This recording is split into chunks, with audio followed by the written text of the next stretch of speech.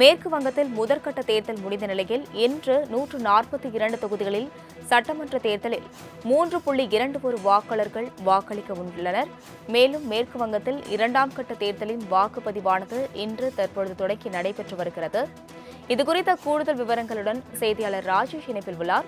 ராஜேஷ் வணக்கம். மேற்கு வங்கத்தில் முதற்கட்ட தேர்தல் முடிவடைந்த நிலையில் தற்பொழுது இரண்டாம் கட்ட தேர்தலின் வாக்குப்பதிவு தொடங்கி நடைபெற்று வருகிறது. கூடுதல் விவரங்கள். அஸ்வினி வணக்கம். மிகவும் எதிர்பார்க்கப்படக்கூடிய மிக முக்கியமான ஒரு தேர்தலாக இந்த தேர்தல் என்பது பார்க்கப்படுகிறது. குறிப்பாக இந்த தேர்தலை பொறுத்த வரைக்குமே ஏற்கனவே 294 தொகுதிகளை கொண்ட மேற்கு வங்க சட்டப்பேரவைக்கான முதற்கட்ட வாக்குப்பதிவு கடந்த 23ஆம் தேதி நடைபெற்றது. இதில் 152 தொகுதிகளை சேர்ந்த மக்கள் தங்கள் வாக்குகளை செலுத்தினர். முதற்கட்ட தேர்தலில் கிட்டத்தட்ட 93% வாக்குகள் என்பது பதிவாகி வரலாற்று சாதனை படைத்தது. எஸ்ஐஆர் பணிகளுக்கு பிறகாக மேற்கு வங்கத்தில் நடந்த மிகப்பெரிய ஒரு தேர்தல் என்பதால் அந்த தேர்தலில் அதிக அளவிலான மக்கள் வாக்களித்திருந்தார்கள். இந்த நிலையில்தான் மீதம் இருக்கக்கூடிய 142 தொகுதிகளுக்கு வாக்குப்பதிவு தொடங்கி இருக்கிறது. குறிப்பாக 5 மாநில தேர்தல் என்பது மிகவும் முக்கியமான ஒரு தேர்தலாக பார்க்கப்படக்கூடிய சூழலில் மேற்கு வங்கத்திற்கு மட்டும் 2 கட்டமான தேர்தல் நடைபெறும் என ஏற்கனவே தேர்தல் ஆணையம் அறிவித்திருந்தது. அந்த அடிப்படையில் தற்பொழுது வாக்குப்பதிவு என்பது தொடங்கியிருக்கிறது. 3,21,00,000 வாக்காளர்கள் வாக்களிக்க தகுதி பெற்றவர்களாக இருக்கிறார்கள். அதில் ஆண்கள் அதிக அளவில் கிட்டத்தட்ட 1,64,00,000 அதே போல பெண்கள் 1,57,00,000 இருக்கிறார்கள். மொத்தமாக 41,000த்திற்கும் மேற்பட்ட வாக்குச்சாவடி மையங்கள் என்பது அமைக்கப்பட்டிருக்கின்றன. அந்த வாக்குச்சாவடி மையங்களில் ஏற்கனவே சிசிடிவி காட்சிகள் பொருத்தப்பட்டிருக்கிறது. குறிப்பாக வாக்குப்பதிவு நடைபெறக்கூடிய இந்த இடங்களில் காலை முதலே மக்கள் வந்து ஆர்வமுடன் வாக்களிக்கக்கூடிய அந்த காட்சிகளை நம்மால் பார்க்க முடிகிறது.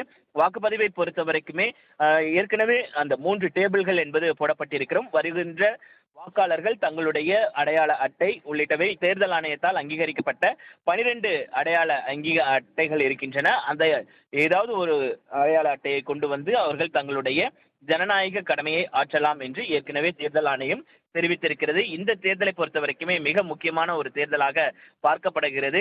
குறிப்பாக திரிணாமுல் காங்கிரசின் தற்போதைய அமைச்சர்கள் சந்திரபாபு பட்டாச்சார், பிரத்யா பாசு உள்ளிட்ட பலர் களத்தில் இருக்கக்கூடிய சூழ்நிலையில் கிட்டத்தட்ட இங்கு இருக்கக்கூடிய 7 மாவட்டங்களில் உள்ள 142 தொகுதிகளுக்கான நடைபெறும் தேர்தலில் கிட்டத்தட்ட 1448 வேட்பாளர்கள் களத்தில் இருக்கிறார்கள். குறிப்பாக மே 4ஆம் தேதி வாக்கு எண்ணிக்கை என்பது நடைபெறும். இன்று மாலை 6 மணிக்கு பிறகாக அதாவது எக்ஸிட் போல் தேர்தலுக்கு பிந்தைய அந்த கருத்து கணிப்பு என்பது வெளியாக இருக்கிறது. யார் ஆட்சி கட்டிலில் அரியணை ஏறப் போகிறார்கள் என்பதெல்லாம் குறித்ததான அந்த தேர்தலுக்கு பிந்தைய கருத்து கணிப்பு என்பது இன்று மாலை வெளியாக இருக்கிறது. ஒட்டுமொத்தமாக இந்த 5 மாநில தேர்தல் என்பது மிகவும் எதிர்பார்ப்பை ஏற்படுத்தியிருக்கிறது. அஸ்வினி. ராஜேஷ், முதற்கட்ட தேர்தலில் 93.19% வாக்குப்பதிவு நடந்த நிலையில் இரண்டாம் கட்ட தேர்தலில் எவ்வளவு எதிர்பார்க்கலாம்? குறிப்பாக எஸ்ஐஆர் பணிகளுக்கு பிறகாக மேற்கு வங்கத்தில் அந்த வாக்காளர்கள் நீக்கம், இறந்தவர்களுடைய எண்ணிக்கை என்பதெல்லாம் குறித்து தேர்தல் ஆணையம் ஒரு நுணுக்கமாக பல்வேறு விழிப்புணர்வுகளை ஏற்படுத்தியதன் விளைவாகத்தான் 93% வாக்குகளை பெற முடிந்தது. குறிப்பாக மம்தா பானர்ஜியை பொறுத்த வரைக்குமே அவர் நீக்கப்பட்ட 32 லட்சம் வாக்காளர்களை போராடி உச்சநீதிமன்றம் வரைக்கும் சென்று தானே நேரடியாக உச்சநீதிமன்றம் சென்று வாதாடி அந்த 32 லட்சம் வாக்குகளையும் மீட்டெடுத்து வந்தார் என்பது குறிப்பிட்டு பார்க்க வேண்டிய ஒரு விஷயமாக இருக்கிறது. அந்த அடிப்படையில் பார்க்கும் பொழுது இந்த 93% நிகராக இந்த 142 தொகுதிகளிலும் எட்டுவார்கள் என்று எதிர்பார்க்கப்படுகிறது. ஏனென்றால் தேர்தல் ஆணையத்தை பொறுத்த வரைக்குமே அவர்கள் பல்வேறு ஏற்பாடுகளை தொடர்ச்சியாக செய்திருக்கிறார்கள். 100% விழிப்புணர்வு ஏற்படுத்தியிருக்கிறார்கள். 100% வாக்குப்பதிவு என்பது நடைபெற வேண்டும் என்பதற்காக பல்வேறு ஏற்பாடுகளை அவர்கள் தொடர்ச்சியாக செய்திருக்கிறார்கள். மேற்கு வங்கத்திலிருந்து புலம்பெயர்ந்து இருக்கக்கூடிய அண்டை மாநிலங்களாக இருக்கக்கூடிய மாநிலங்களில் இருக்கக்கூடியவர்கள் கூட தங்களுடைய ஜனநாயக கடமை ஆற்றுவதற்கு சொந்த ஊருக்கு செல்லக்கூடிய அந்த சூழலை நம்மால் பார்க்க முடிகிறது. குறிப்பாக சென்னையிலிருந்து பலர் சென்ட்ரல் ரயில் நிலையத்தில் படையெடுத்து செல்லக்கூடிய அந்த காட்சிகளையும் நம்மால் பார்க்க முடிந்தது.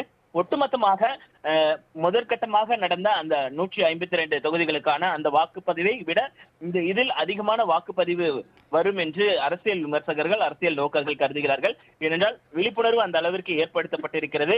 அதே நேரத்தில் முக்கிய தொகுதிகள் அதிகமாக இருக்கக்கூடிய சூழ்நிலையில் தேர்தல் ஆணையமும் தங்களுடைய ஜனநாயக கடமையை மக்கள் ஆற்றுவதற்கு எந்த விதமான அச்சமும் இன்றி அவர்கள் தங்களுடைய ஜனநாயக கடமை ஆற்றுவதற்கான அத்தனை நடவடிக்கைகளையும் அவர்களும் எடுத்திருக்கக்கூடிய இந்த சூழ்நிலையில் முந்தைய தேர்தலை விட இதில் அதிகமான வாக்கு சதவீதம் பதிவாகுவதற்கு வாய்ப்புகள் இருப்பதாக கூறப்படுகிறது.